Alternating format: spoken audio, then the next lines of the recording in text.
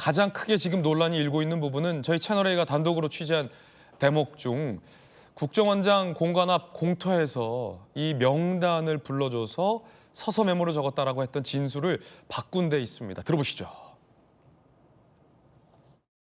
처음 통화는 22시 46분에 하는데 22시 46분의 전화는 제가 직무실에서 통화하거든요. 명단 관련 이야기는 이미 이 22시 58분에 대화가 있었습니다. 저도 명단을 불러준다고 해서 갑작스럽긴 했지만 이제 어두운 관저 공터에 있었으니까 일단은 그 주머니에서 펜과 메모지를 꺼내 적으려다가 저희들이 보니까 일반 전화, 개인 폰으로 전화를 하고 있더라고요. 그래서 안 되겠다. 이제 보안폰으로 하자라고 해서 전화를 끊고 일단 통화가 중단됩니다. 그래서 직무실에 가서 보안폰으로 어떻게 방첩사령관하고 연결할 수 있어? 그랬더니 보좌관이 보안폰으로는 방첩사령관하고 연결이 안 됩니다. 11시 6분에 다시 기존에 했던 개인 전화로 다시 연결하게 되죠. 제가 직무실에 들어가자마자 앉지도 못한 상태에서 그냥 선체로 바로 여인영 사령관에게 다시 전화를 합니다. 저도 명단을 적은 것을 관저 공터에서 서서 적었다고 했는데 22시 58분에 공관 공터의 상황과 23시 06분에 직무실에서 서서 받아 적었던 사항을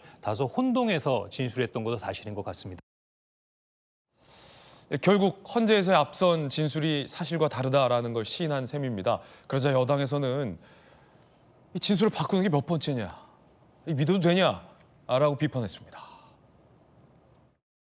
10시 46분 집무실에서 통화했다고 했는데 그 시간에는 벌써 공관으로 가고 있었다는 것이 CCTV에서 밝혀졌고, 그다음에 10시 58분 그건 또 공관 공터에서 했다고 그랬는데 그 시간에는 벌써 집무실로 들어가 있는 시간이었고요. 그다음에 11시 06분 그 시간에 또 사무실에 있다고 했는데 사무실에 있었던 건 사실인데 사무실에서 한 손으로 핸드폰을 들고 한 손으로 메모를 했다. 이것도 보통은 상상하기 어려운 거죠. 사무실에서 누가 핸드폰 들고 한 손으로 어떻게 메모를 하게 되겠습니까? 적어도 10회 그 진술이 오락가락하고 있는 게 사실이기 때문에 이렇게 오염된 진술, 하루가 다르게 거짓말을 하는 사람의 진술을 증거로 채택해서는 안 될 거라고 생각을 합니다.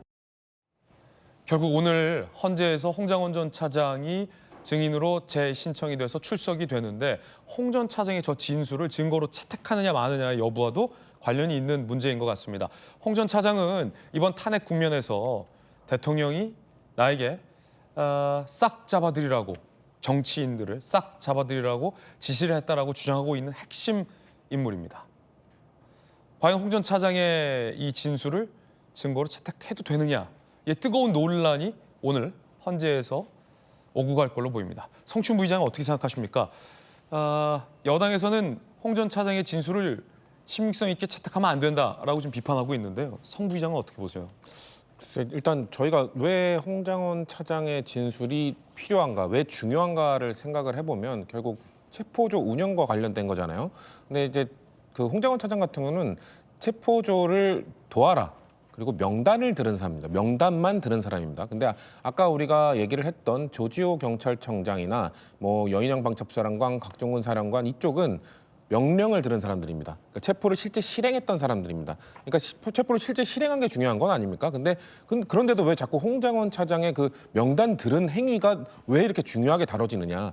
그 방금 말씀드렸던 조지호 경찰청이나 이쪽은 대부분 곽종근 사령관을 제외하고 대통령으로부터 직접 명령을 듣지 않았습니다. 그러니까 김용현 전 장관이나 여인영 방첩사령관이라는 이 중간 루트가 있었기 때문에 그렇군요. 이게 대통령이 직접 이 명령을 내렸느냐 아니냐가 되게 중요한 것인데 홍장원 차장은 대통령으로부터 전화를 받았고 근데 대통령은 그 비상경을 하는 그 긴급한 상황에 격려 전화를 했다고 저는 거짓말이라고 생각합니다. 네. 얘기를 주장을 하고 있고 그러면 그 격려 전화가 아니었고 나에게 싹 다 잡아들여라. 그 내용은 얘기하지 않아. 국회의원이라는 얘기도 안 했다고 솔직하게 얘기를 했죠. 그러면 야, 그 방첩사령관 너 직속 후배니까 그거 도와라. 그래서 전화를 해보고 명단을 들었다는 거거든요. 그렇기 때문에 사실상 그러면은 대통령이 직접 명령한 거나 다름없습니다. 그리고 곽종근 사령관도 직접 명령을 들었다고 했고, 근데 김현태 단장과 무슨 진술이 엇갈린다 이런 얘기가 있었지만 어제 한 언론 보도에 따르면 김현태 단장 역시 자신의 부하 직원들과 한 메신저 방에 의원 잡아들여라라는 말이 있었기 때문에 곽종근 사령관도 직접 들었다는 게 신빙성이 지금 보장되고 있고, 그러면 홍장원 차장만 집증이 되면 대통령이 홍장원, 곽종근 두 명을 통해 직접 명령했다는 게 증명이 되기 때문에 홍장원 차장의 주장을 받아들이느냐 마느냐 이걸로 지금 논쟁을 하고 있는 건데요. 네. 저도 홍장원 차장이 아마 집에 가서 본인은 CCTV를 볼 수 없으니까 핸드폰을 봤겠죠.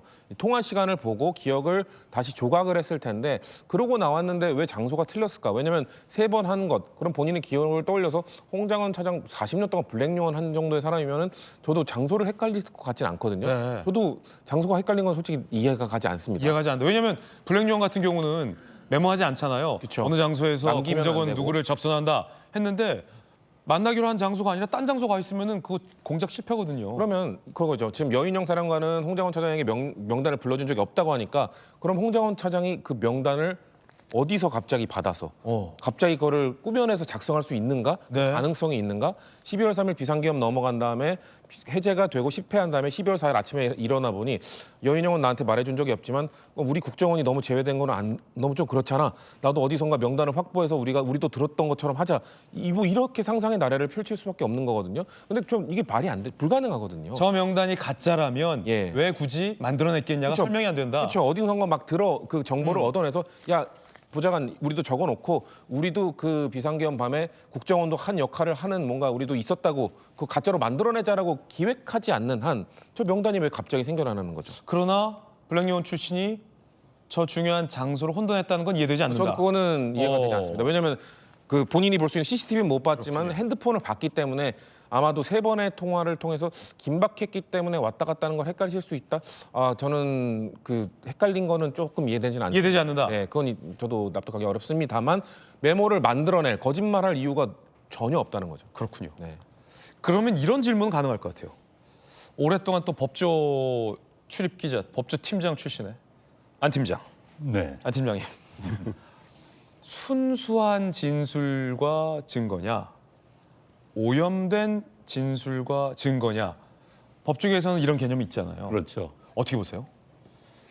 일단 이제 아까 우리 저 부의장님 말씀하신 것처럼 의도를 먼저 따집니다. 그러니까 과연 홍 전 차장이 무슨 의도로 작성했을까?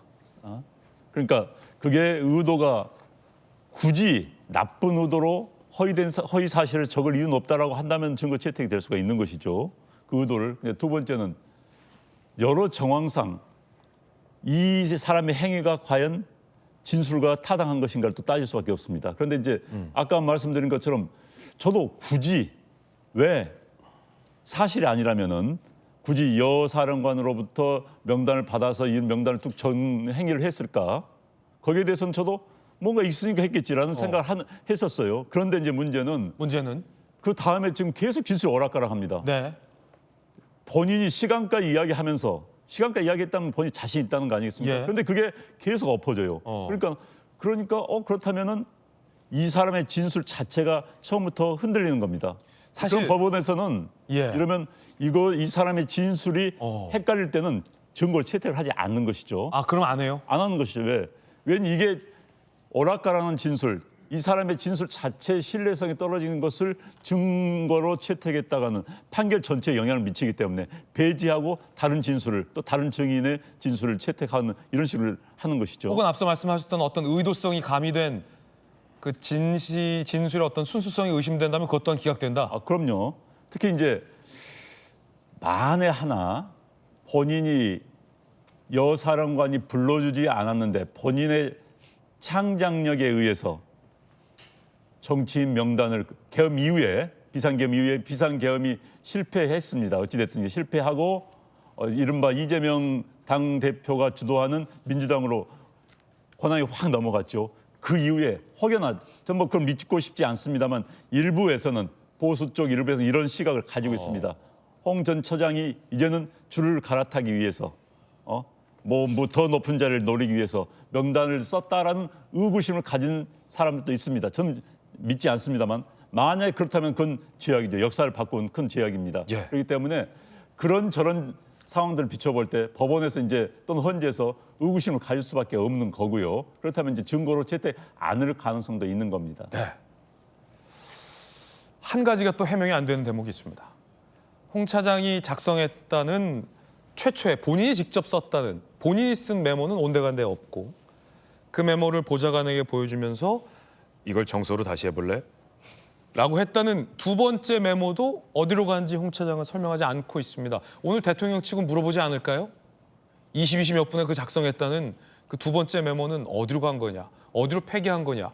저희 인터뷰에서 홍 전 차장 이렇게 답변했습니다. 들어보시죠.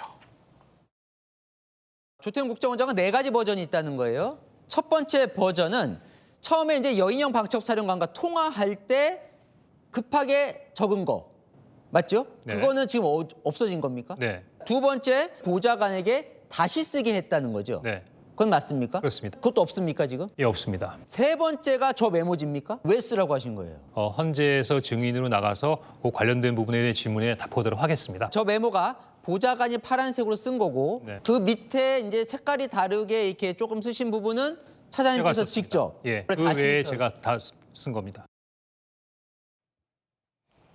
두 번째 메모가 없다는 거예요. 두 번째 메모도. 김광삼 변호사님. 오랫동안 검사했으니까 첫 번째 메모는 어두운 데서 서서 통화를 받아서 흘겨 써서 꾸겨서 버렸다라고 했는데 어둡지도 않고 집무실이었어요. 근데 두 번째 메모를 왜 버렸는지 이유에 대해서는 홍 차장이 아직까지 해명을 하고 있지 않아요. 그 두 번째 메모는 어디로 갔을까요? 왜 버렸을까요? 어떻게 보십니까? 아니 아까 그 세 번째 메모 하고 있고요. 그다음에 또 일부에 대해서는 단핵 심판 증언 나가서 얘기하겠다고 하잖아요.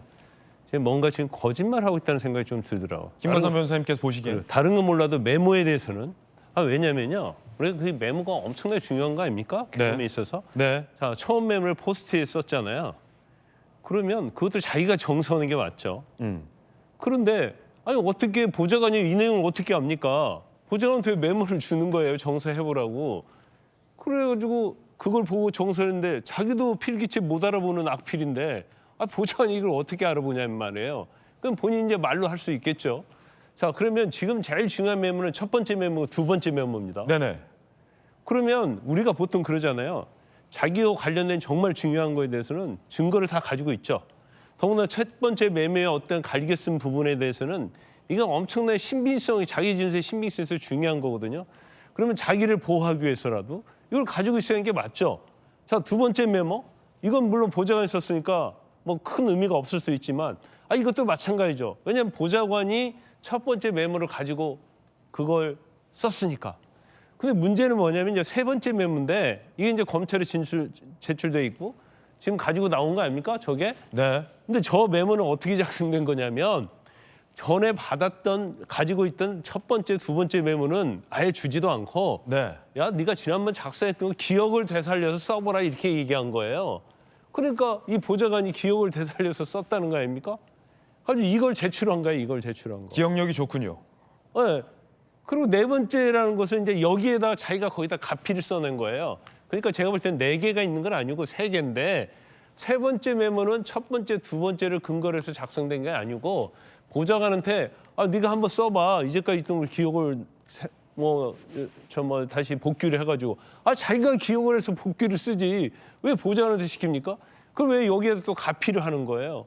그러니까 지금 의심받고 있는 겁니다. 이제 그러다 보니까 저 메모의 어떤 신빙성 자체가 자기의 어떤 진술 자체의 어떤 신빙성을 보강하기 위해서 일부러 저건 작성한 게 아니냐 이제 이런 의심을 받고 있는데 거기다 대고 또 CCTV에서 동선이 완전히 틀린 거예요. 그러면 홍장원이라는 사람이 이게 진실을 말하고 있는 건가? 아니면 그 당시에 어차피 계엄은 뭐 잘못되어 대통령이 탄핵될 거라고 생각하고 뭔가 다음 정권은 이재명 민주당이다 생각하고 이걸 뭔가 갈아타려고 의도적으로 뭔가 공로를 세우고 또 다시 다음 정권에서 뭔가 감투를 하나 쓰려고 했지 않냐 이런 우리가 의심을 할 수 있는 여지가 굉장히 많다고 봅니다. 세간에 공개된 이 홍 차장이 작성했다라는 메모 버전 넘버 4와 채널A에서 공개했던 메모가 다르다. 그래서 버전 넘버 5 아니냐라는 뭐 의혹도 있긴 합니다만 홍 차장의 반박은 버전 넘버 5가 최종이다. 그 넘버 3부터는 같은 메모다라고 반박하고 있습니다.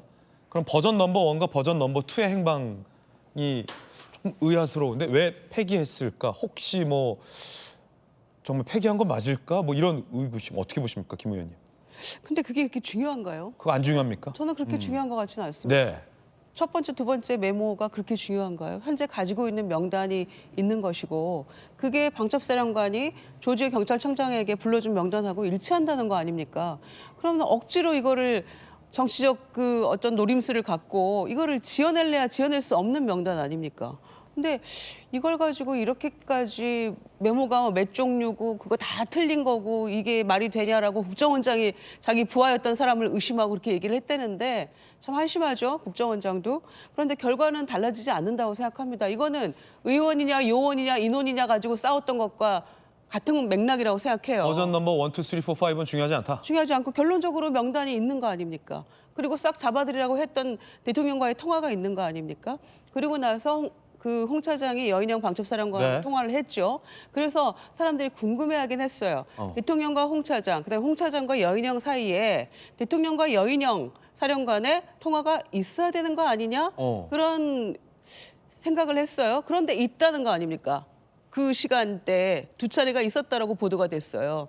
그러면 아기가 딱딱 맞아 떨어지는 거죠. 그러니까 사람인지라 우리가 블랙요원까지 했던 사람이 부의장 말씀하신 네. 대로 저도 그렇고 이 시간대 이 중요한 거를 혼동을 한다는 게 이게 믿기지가 않는데 그러니까 저도 상당히 기억력이 좋은 편이라 김의원님도. 저도 엄청 메모해놓고 기억하고 이러거든요. 예.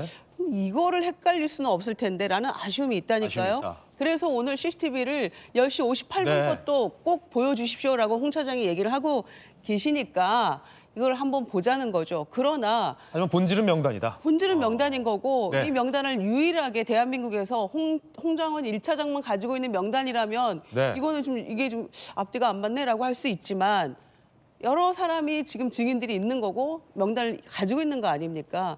그렇기 때문에 한동훈 추가까지 포함해서 그러니까 저는 진술의 신빙성을 뭐 이게 전혀 근거 없다라고 네. 하기에는 그건 아닌 것 같습니다.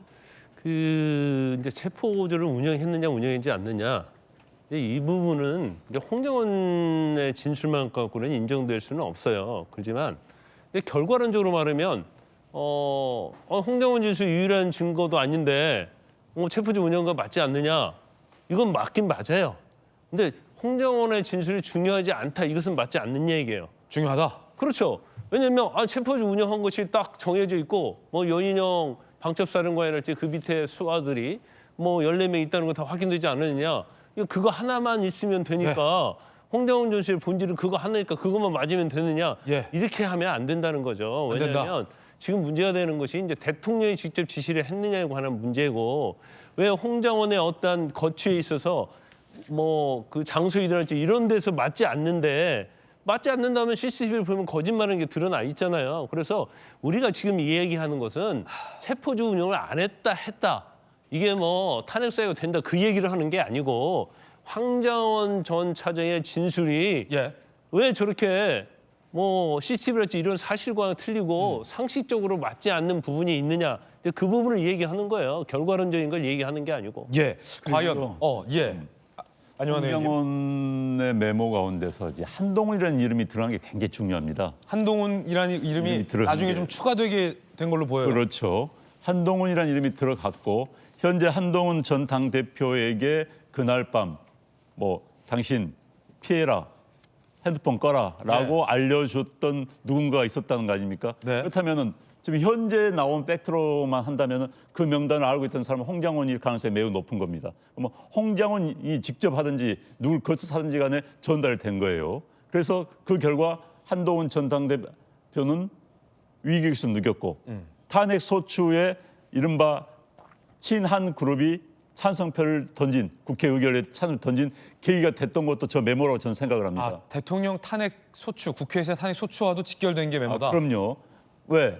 한동훈 본인은 굉장히 위기의식을 느꼈던 거죠. 나를 이렇게 하면서 나를 배제하는구나 정치권에서 라는 생각을 했었기 때문에 아마 윤석열 대통령으로부터 더욱 급격히 멀어지게 된 계기가 됐을 거고요. 그러니까 이제 국회 의결 때 찬성표를 던진 그런 일련의 상황이 저기서부터 시작됐다고 보여지는 겁니다. 그래서 저 메모가 뭐 진실인가 여부 플러스 과연 또 한동훈이라는 이름이 본래 있었는데 가비를 했는지 이런 여부가 굉장히 중요합니다. 전체 역사의 한 흐름을 바꾼 그 메모라고 할 수 있죠. 그렇기 때문에 진실 여부에 대해서는 확실할 필요가 있는 겁니다.